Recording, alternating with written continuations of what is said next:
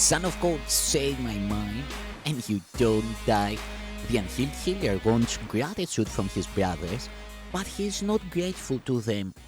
That is because he thinks he is giving something to them and is not receiving something equally desirable in return.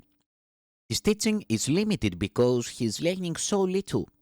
His healing lesson is limited by his own ingratitude, which is a lesson in sickness. True learning is constant and so vital in its power for change that a son of God can recognize his power in one instant and change the world in the next. That is because by changing his mind, he has changed the most powerful device that was ever given him for change. This in no way contradicts the changelessness of mind as God created it, but you think that you have changed it as long as you learn through the ego.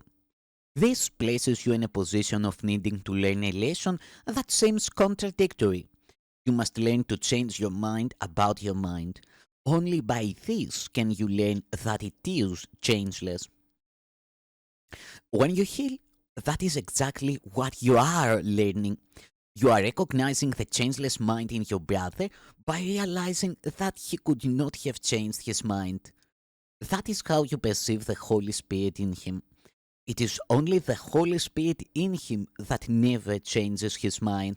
He himself may think he can, or he would not perceive himself as sick. He therefore does not know what his true self is, what his self is. If you say only the changeless in him, you have not really changed him. By changing your mind about his for him, you help him undo the change his ego thinks it has made in him. As you can hear two voices, so you can see in two ways. One way shows you an image or an idol that you may worship out of fear, but will never love. The other shows you only truth which you will love because you will understand it.